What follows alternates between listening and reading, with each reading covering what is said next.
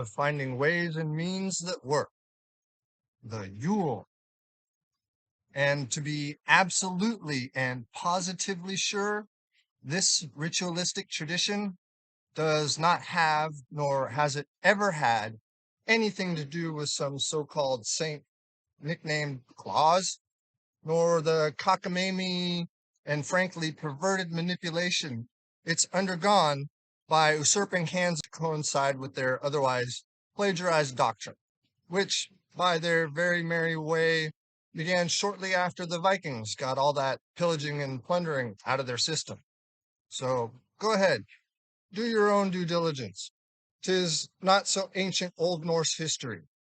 I guess stealing others' practices ain't a sin to them.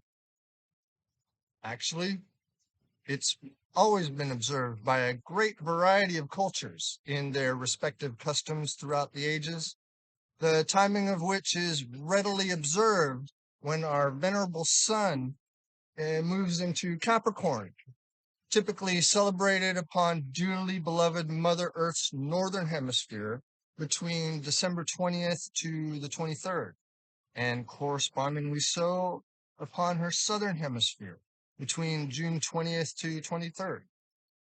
And thus does this period encompass the winter solstice, which of course happens smack dab in the middle of it all, giving further rhyme and reason why this time marks the beginning of a new seasonal cycle to so many whom are in the know of Yuletide's original and true meaning, that being a most omnipotent time to specifically honor the women of the Asir and Vanir, as well as everything female alike, aka the sacred feminine, in fond parlance of these nevertheless trying times. And such was what the Vikings did, aptly calling this point in midwinter JERA, the direct translation of which is year, when all provisions from the previous harvests were known, collected, and accounted for,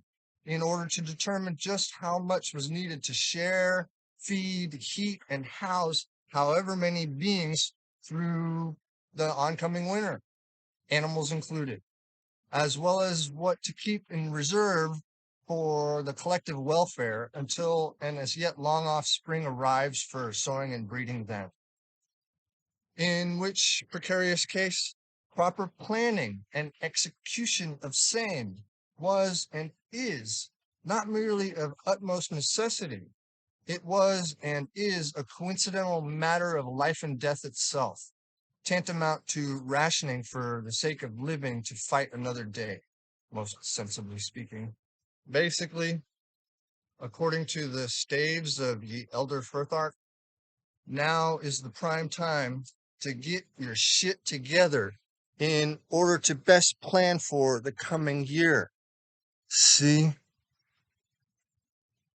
'Tis the time of season to reflect and reminisce on the past year's encounters and experiences, and figure out or find ways and means to apply given and or said wisdom, and hence better coping and management mechanisms and skills to forge ahead with come what may of it when it does come.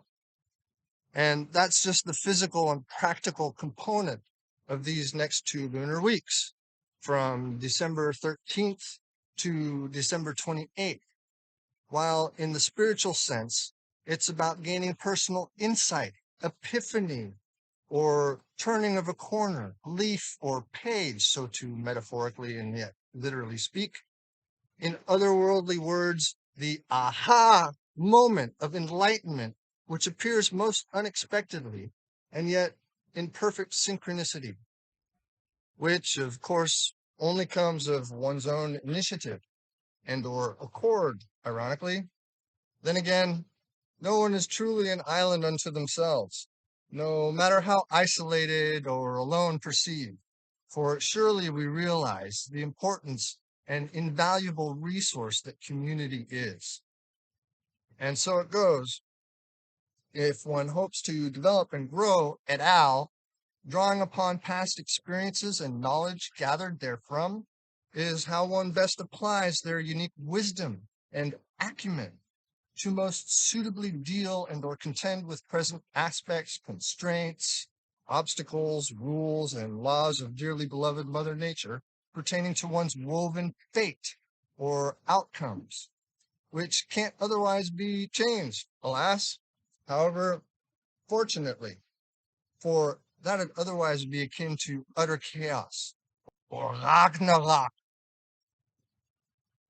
Yet lo and behold, as there are loopholes above, so too art there loopholes below, or materially here, in and through which initiates, as in everybody alive, has the ability to control, direct, and more importantly, impact some of, as well as certain threads, simultaneously weaving their potentials into a personal and collective tapestry, known as life itself. Interestingly, this period marks the beginning of yet another mini cycle trio at the very center of this second set of three such, comprised of 8 lunar bi-weeks, wouldn't you know? And how one manages their circumstantial affairs now, about 16 days of, presumably, determines and directly impacts how one will weather or fare in the next 2 lunar half-month periods. Those rites of passage and initiations imminently being one's personal path and confronting one's chosen fate, respectfully foreshadowing, which all told and combined defines how one moves forward once the third and final set of 8 lunar bi-weeks commences on February 27th. All y'all really need to know for now is that this period here we're currently in is about acquisition, as in the consolidation of one's mental and physical assets and transferring those personal encounters, experiences, and lessons learned into direct wisdom.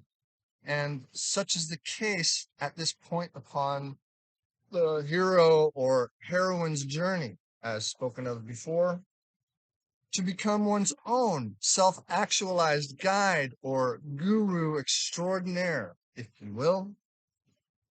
And don't be surprised if you start gaining allies, converts, followers, and or sidekicks along the very merry way too.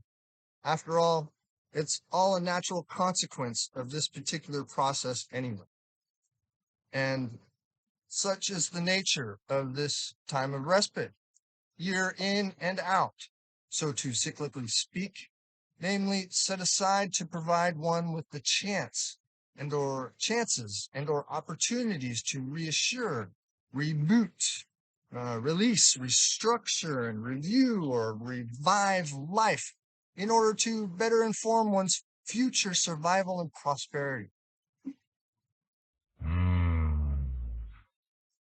Consider it a second wind of sorts before spring appears again, as she always happens to again and again, as if you haven't noticed yet. Yule has as much to do with the practicality of opening and closing doors as it does with the ritualistic tradition of spiritual beginnings and endings, like a wheel with no beginning nor end, acknowledging and honoring those spokes which should be blessed, grieved, loved, and sown once again. JERA.